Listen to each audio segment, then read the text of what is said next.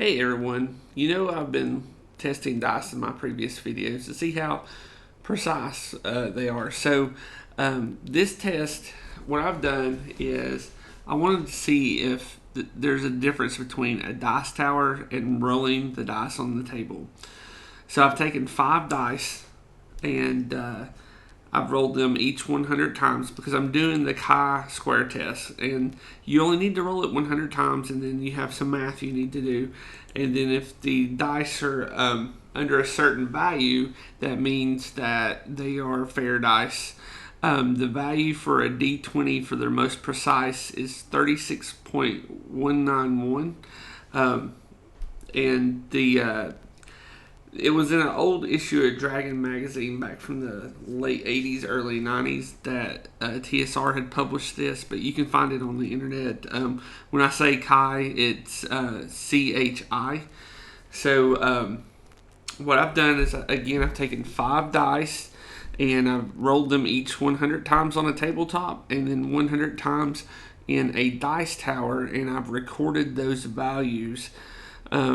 I've done the math on them. So the type of dice that I've rolled was a Chessex die, a Whiz die, a Whiz dice die, a Game Science die, Q Workshops, and a generic metal D20 that came from a Chinese distributor.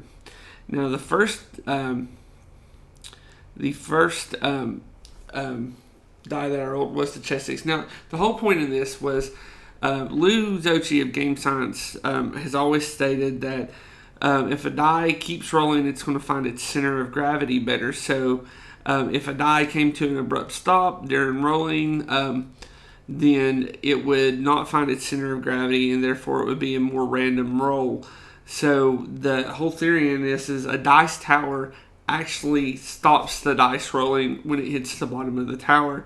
So a dice should be able to take any die, or a dice tower should be able to take any die and stop it. So you don't have to go out and buy a high precision dice.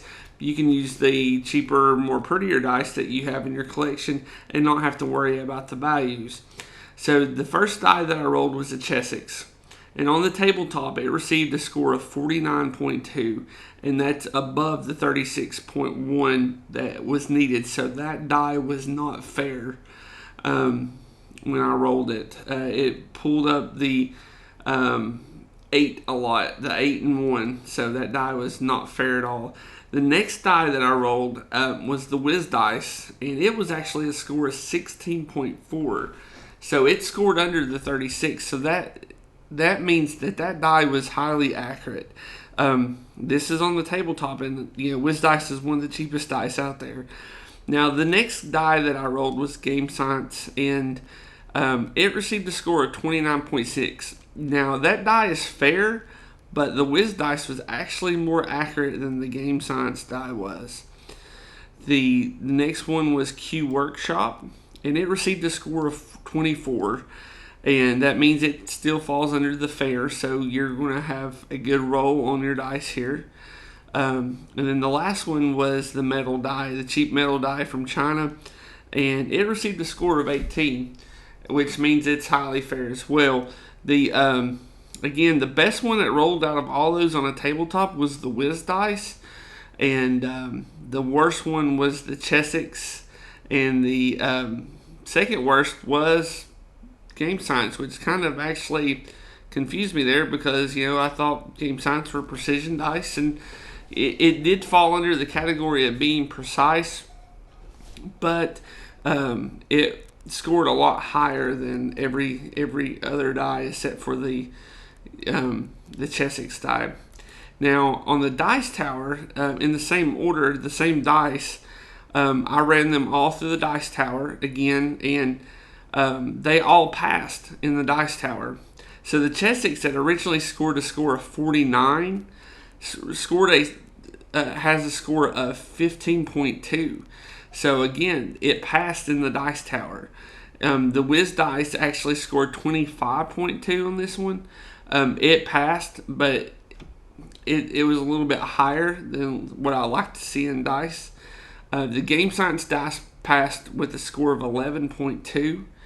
And then the Q Workshop passed with a score of 21.6, and the cheap metal die from China was 21.2. Now the key is, after you do your math, you have to get a score equal to or less than 36.191. And from this small test and this small sample of dice, what this shows me that is the DiceTower will stop the dice from rolling and finding their center of gravity. And so therefore you can take your cheap dice that you pick up in the bargain bins at cons or in the pound of dice, and use a DiceTower, and they're going to be just as precise as a precision gaming die, because it stops it from rolling to find that center of gravity. So you don't have to bust your dice with hammers or throw them in the trash.